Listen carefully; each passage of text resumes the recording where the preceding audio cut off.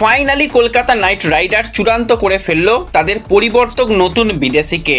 আসছে নতুন jersey, captain নিয়েও কিন্তু বড়সড় সিদ্ধান্ত নিল নাইট বাহিনী। তো নমস্কার বন্ধুরা, welcome to ST unique sports. বন্ধুরা, এই ভিডিওতে আমরা কেকেআরকে নিয়ে বেশ কিছু ইন্টারেস্টিং আপডেট শেয়ার করব। আইপিএল নিয়েও বেশ কিছু আপডেট শেয়ার করার রয়েছে, বেশ কিছু ক্রিকেট নিউজ শেয়ার করার রয়েছে এই ভিডিওতে। ভিডিও শুরু করার আগে একটাই রিকোয়েস্ট, চ্যানেলে যারা প্রথমবারের জন্য এসেছো মনে করে চ্যানেলটাকে সাবস্ক্রাইব করে নিও, তাহলে প্রিয় দলের খেলার সমস্ত আপডেট তোমরা এখানে পেয়ে যাবে। তো চলো আর দেরি না করে ভিডিও শুরু করা যাক। তো সবার প্রথম যদি আমরা কথা বলি কলকাতা নাইট রাইডারের ক্যাপ্টেন নিয়ে, কারণ যেরকমটা ভাবনা চিন্তা করা হচ্ছিল হয়তো নতুন ক্যাপ্টেনের দিকে নাইট ম্যানেজমেন্ট মুভ করতে পারে, কিন্তু কেকেআরের যদি তোমরা একটুখানি রিসেন্ট টাইমে হিস্ট্রির দিকে তাকাও, সেখানে কিন্তু কেকেআর যেই কয়েকবার আইপিএল চ্যাম্পিয়ন হয়েছিল সেখানে প্রথম বছর এসেই কোনো ক্যাপ্টেন চ্যাম্পিয়ন করতে পারেনি। যেই সমস্ত চ্যাম্পিয়ন ক্যাপ্টেনদের উপর ট্রাস্ট করেছিল নাইট ম্যানেজমেন্ট, সেটা রিসেন্ট টাইমে শ্রেয়াস আইয়ার বলো বা গৌতম গম্ভীরের কথাই বলো, তারা কিন্তু আইপিএল চ্যাম্পিয়ন করে দেখিয়েছিল।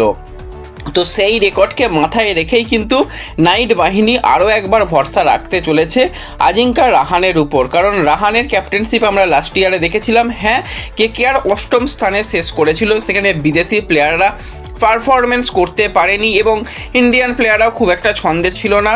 তো সেখানে আজিঙ্কা রাহানের ক্যাপ্টেনশিপও কিছু কিছু জায়গায় বেশ কিছুটা বিলো অ্যাভারেজ ছিল, কিন্তু অ্যাজ এ প্লেয়ার হিসাবে সে যতটুকু ইম্প্যাক্ট রেখেছিল প্রথমের দিকে, সেটা কিন্তু অবশ্যই গুরুত্বপূর্ণ একটা ভূমিকা এনেছিল।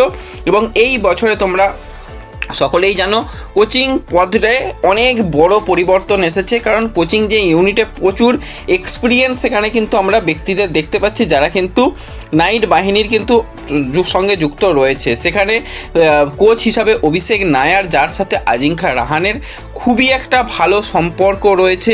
এছাড়া সেন ওয়াটসনের মতন একজন এক্সপিরিয়েন্স মানুষকে নিয়ে আসা হয়েছে, যে কিন্তু বিদেশি প্লেয়ারদের সঙ্গে বোঝাপড়াটা খুবই ভালো করতে পারবে। পাওয়ার কোচ হিসাবে সেখানে অ্যান্ড্রু রাসেল রয়েছে, মেন্টর হিসাবে ব্রাভো রয়েছে। তো এতগুলো বড় মাথা কিন্তু রয়েছে, তারাই কিন্তু টিম পরিচালনা করে দেবে মাঠের বাইরে। মাঠের মধ্যে ওই যে খুঁটিনাটি যেই সিদ্ধান্তগুলো, সেগুলোর জন্য অবশ্যই আজিঙ্কা রাহানের উপরই ভরসা রাখতে চলেছে এবং রাহানেও সেটা জানিয়েছে তার নিজস্ব সোশ্যাল মিডিয়াতে, যে অবশ্যই আমি দায়িত্ব নিয়ে আরও খেলতে হবে, টিমকে সাফল্য এনে দেওয়াই আমার কাজ, আমরা পরিশ্রম করব এবং আশা করছি আমরা ভালো ফলাফল করব, এটা কিন্তু আজিঙ্কা রাহানে জানিয়েছে। তো দেখা যাক হিস্ট্রি রিপিট হয় কি না, যে যেই সমস্ত ক্যাপ্টেনদের উপর ট্রাস্ট করা হয়েছিল তারা সেকেন্ড ইয়ারে এসে ট্রফি জিতিয়েছে কলকাতা নাইট রাইডারকে। তো সেই হিস্ট্রি কি এই বছর আবারও রিপিট হয়? সেখানে রাহানের উপর ট্রাস্ট করা হচ্ছে, রাহানে কি ট্রফি জেতাতে পারবে নাইট বাহিনীকে? অবশ্যই সেই দিকে নজর থাকবে। তো এর সাথে সাথে আমরা অনেক দলেরই আইপিএলের জার্সি দেখে নিয়েছি।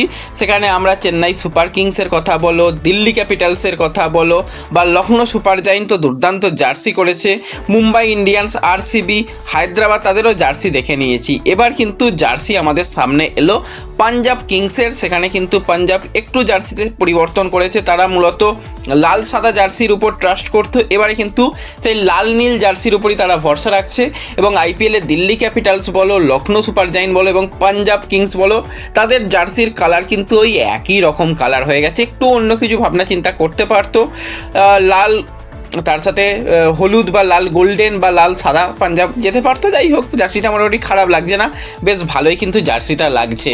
এবং কলকাতা নাইট রাইডারও কিন্তু যেরকমটা তাদের সোশ্যাল মিডিয়ায় পোস্ট তোমরা দেখতে পাচ্ছ, সেখানে ফিন অ্যালেন, টিম সাইফার্ট এবং রাচিন রবীন্দ্রদের দিয়ে যে সমস্ত ভিডিওগুলো আসছে, সেখান থেকে বোঝাই যাচ্ছে নাইট বাহিনীদের কিন্তু নতুন জার্সি আসতে চলেছে। জার্সিতে অনেকটাই পরিবর্তন হতে পারে, হয়তো ব্ল্যাক জার্সি যেটা সবার একটা ডিম্যান্ড ছিল, সেই ব্ল্যাক অ্যান্ড গোল্ডেন জার্সি, তারই হয়তো কিছু একটা আভাস হয়তো আসতে পারে, সেরকমটাও আভাস বেরিয়ে আসছে। যদিও জার্সি নিয়ে কোনো রকম কংক্রিট আপডেট আমাদের কাছে নেই যে এই জার্সিটাই শেষ পর্যন্ত কেকেআরের জন্য চূড়ান্ত হবে। তো জার্সিতেও কিন্তু বেশ কিছুটা কেকেআর এই বছরে চমক দিতে পারে, সেরকমটাই শোনা যাচ্ছে।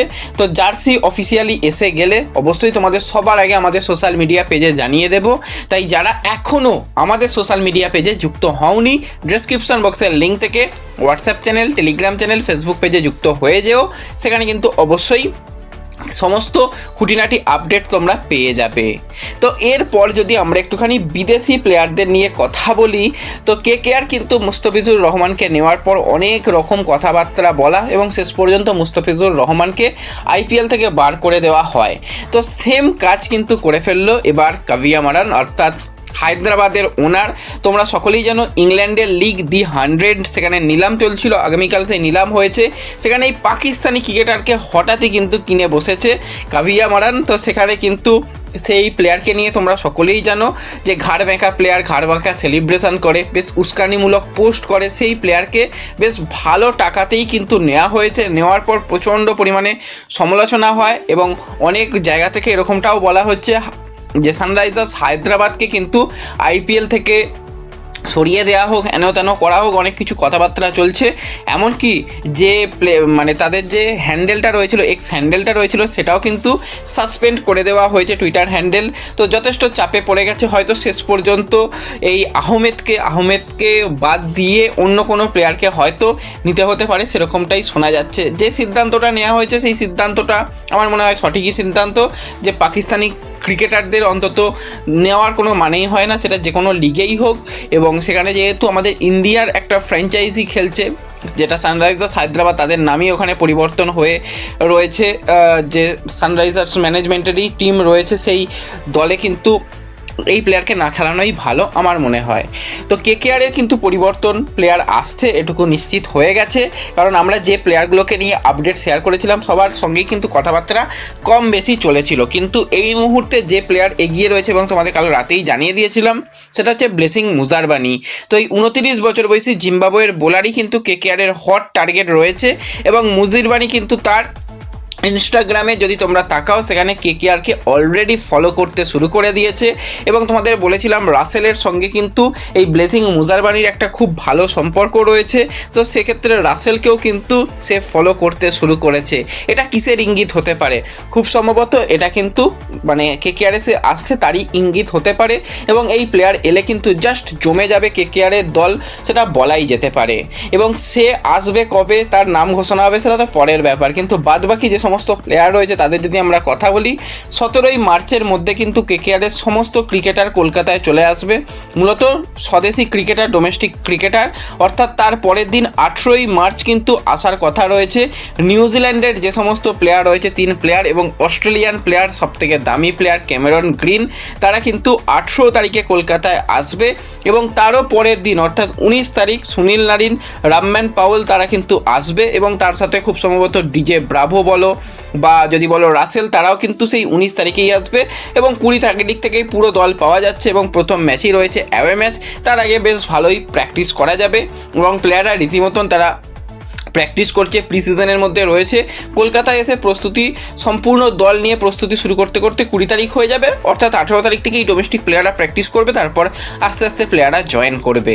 তো ব্যাস এই ভিডিওতে এই আপডেটগুলোই শেয়ার করার ছিল। ভিডিও ভালো লাগলে লাইক শেয়ার করে দিও, চ্যানেলে প্রথমবারের জন্য এলে সাবস্ক্রাইব করে নিও। দেখা হবে পরবর্তী ভিডিওতে, ধন্যবাদ।